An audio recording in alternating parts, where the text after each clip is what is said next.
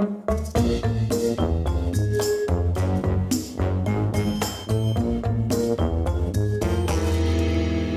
everybody, I'm Zee Garcia, and you're about to join us for a look at Blue Moon City, coming out from CMON Games. I'm here with Sean. How you doing, Sean? Very good, very good. I'm glad you're going to be showing me this today, because this is a favorite of mine that's been out of print for some time now, quite a few years now.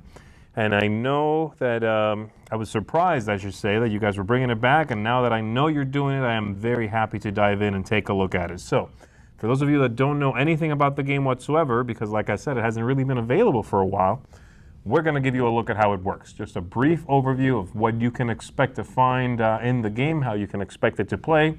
Then I'm going to ask Sean some questions about this specific production of the game.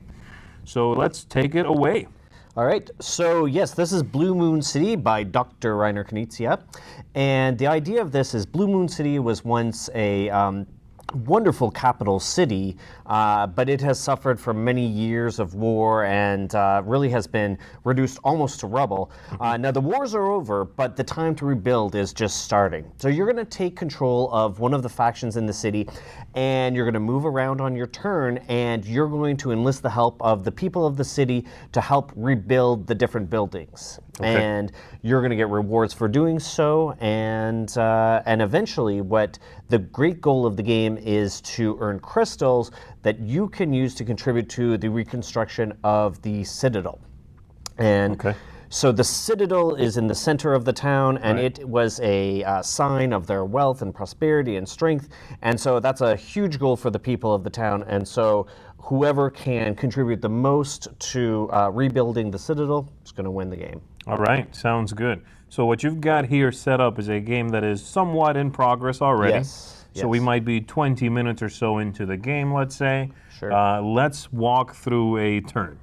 Okay, so on a turn, you'll have a hand of these cards that are represent the different people of the city. And on your turn, you can move your faction marker or just leave them where they are if you want to. And you can contribute to the rebuilding of a building where you are or not. Those are optional moves. So, for example, here we're in the red, a red building, so they need the help of the red people of the city. So I can contribute to a level 4 or a level 3 by discarding cards from my hand. Now, these cards are kind of dual function. Some of them will help you with your movement around the boards, or some of them will help move the dragons. We haven't even hit the dragons yet, but we will talk about the dragons. And some of them will help with the contributions that you make, so make it easier for your contributions. But I happen to have a 1 and a 2 in the red, so I am able to make a contribution to that section. So I cover up the number 3 there, and I've made another contribution to that section. Once this building is completely rebuilt, once the third section of it is covered, there's going to be some bonuses awarded. So there'll be bonuses for the person who made the biggest contribution. If there's ever a tie, it's the person who has the leftmost, like who made the highest level contribution. And then there'll be a reward for everybody who contributed anything. And then it gets flipped over, and you're going to get a reward. Everybody gets their tokens back. And if you're in a neighborhood that has already started to be rebuilt, you're going to get a reward for any orthogonally adjacent buildings that have also been rebuilt. So there was nothing in that section, but once this one gets completed, it's going to get the bonuses on the building itself, but then any adjacent building. So this one and this one, which have been rebuilt, will also get a reward for that. Right, so if this one, as you said there, once this gets completed, normally you would get some crystals, it looks like. So you're going to get, if you have the most contributions, or if tied the strongest, you get 2 crystals, is that right? And then everybody gets 2. Correct. So if I'm the leader there, I get 4. Correct. However, I also get 1 crystal for being neighboring with this building and draw 2 cards for being neighboring with this. And everybody gets that who contributed. Exactly. Not just the leader. Exactly. And then it gets flipped over, right. So unless I'm mistaken, when you move, you get to move up to 2 spaces. So you can do 1, 2, let's say. So obviously the board starts to be completed and starts breaking up. So it gets a little harder to get to where you want to be at an opportune time. Yeah. Be, sneaky with your moves so that you show up as soon as something's about to be done and you can make a small contribution, hey, reap all these rewards, or really just be able to move around. But on top of that, you've got these dragons. And now these dragons give you dragon scales, is that right? Yeah, that's right. So, I mean, normally in a game, you think dragon, you think you want to fight against that, but these dragons are actually, ancient guardians of the city, and so they're happy that you're putting in the work to rebuild the city. So, if you make a contribution in a space where there is a dragon, so either by moving to where a dragon is or moving the dragon to you, there are cards that allow you to do that. You're going to earn dragon scales, and some of the reward bonuses for contributing to the reconstruction will also give you dragon scales. So those are like a limited resource in the game, and when they run out, you're going to make an assessment who has the most, who has more than a certain amount, and those people are going to be rewarded with crystals. Right, and ultimately it all comes down to the crystals then being turned into, like you said, the citadel for a contribution, and the contributions there keep going up. So an earlier contribution might be 7, 8, 9, of the crystals, but if much later it becomes 11, 12 is the last one on there, and so trying to get up to speed quickly on those is certainly going to go a long way. Yeah, it's an interesting thing with many of Reiner Knizia's scoring models. Like, they've just got an interesting approach to the scoring. So all of the action is really taking place here, but ultimately this is your scoreboard. So you're wanting to turn those crystals into really just your representation here, because what's going to happen is it's possible for the game to run out before somebody has made the minimal contribution, but depending on the number of players, you're going to want to make 5 or 6 or 4, I believe, contributions to the main citadel, and whoever hits that mark first, the game ends immediately. Yeah, very cool. And then at the end of your turn, the last thing that we haven't touched on is you draw some new cards. You can discard a couple, unless that's changed. No, yes, that's absolutely right. So the last thing you're going to do in your turn is your refresh phase. So yes, you can discard as many cards as you want and draw up to, or you draw 2 more than you discard. Okay. So that pretty much brings you up to speed as to what it is you are trying to do. Of course, a lot of things we haven't touched on are the powers on the cards. They'll let you move dragons, let you fly the dragon somewhere, let you move yourself extra spaces, let you make 2 contributions to the citadel at once at an extra cost, things like that. And of course, cards that turn cards different colors, cards that are wild colors, all of those things.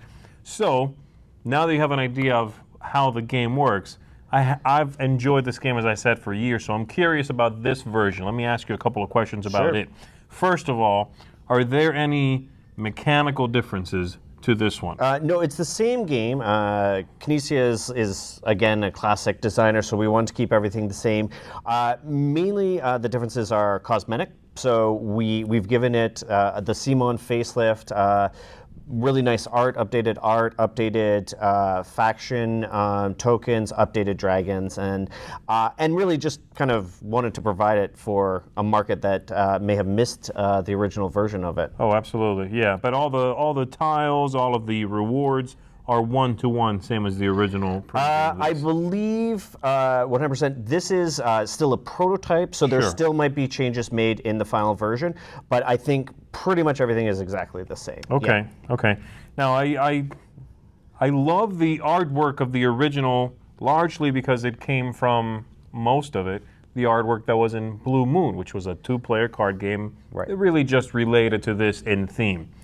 You guys kept the theme of Blue Moon and Blue Moon City in this case, but you've changed the artwork. I'm curious as to the drive behind keeping the theme, changing the artwork, even though that connection really won't be there anymore to the original card game. Right.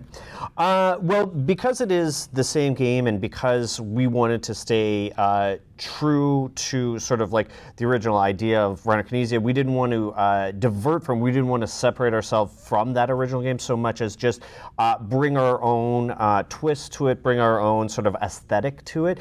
And it's always good to bring out a game that's got its own fresh artwork. We didn't want to keep it this exact same way. We wanted to give somebody, or give like the fans something new that they hadn't seen before. So that was like the driving force behind it. And of course, like, you know, being CMON, we wanted to bring in some miniatures, like up the components a little bit and just give it a little bit more of a visual presence. So that was like the main driving force behind it. And what we find is that, I mean, as a board game fan myself, like we see a lot of, you know, classic titles from 10, 15 years ago that just kind of fall by the wayside because there's so many great games that come out every year. And so to bring back one that we still think has like a lot of life and great gameplay to it, and just give it our own sort of aesthetic, that was a no-brainer for us. Well, I'm going to be thrilled to have this game be available again because, again, I love my copy of it. I play it fairly frequently, and every time I teach it to someone and they're like, wow, okay, I like it, can I get it? No, you know. But now that's going to change. So I, for one, I'm thrilled about it. It's on your top 100? Oh, yeah, easily. Yeah. I think it's a great game. I really do. So I'm very excited to have it be available again soon. And speaking of available again soon, when is this going to be available? That is an excellent question. It will be available later this year. We haven't worked out all the details as to when it will be out, but you can expect it later in 2018. Okay. And do you guys, is this going straight to publishing? Are you kickstarting it? Not sure yet? That's another one that we're still working out 100% the details of that, but we'll make an announcement very soon on how it'll be coming out. Sounds good. So that is Blue Moon City, everybody. We gave you a little overview. We gave you a little chat about this specific version of it. And just keep an eye out for it, because later this year you're going to be able to get your hands on it. And I think you're really going to enjoy it. You've heard me talk about it. You've now heard Sean talk about it. Thanks for tuning in. Thank you, sir, for chatting with me about this. Glad to. And we'll see you guys on the next one. Take care. Thanks so much for watching the Dice Tower videos. Find more great videos and reviews, as well as our top-rated audio podcast at Dicetower.com. The Dice Tower is sponsored by Cool Stuff Inc., where you can find great games for great prices. Cool stuff in stock. Check them out at CoolStuffInc.com.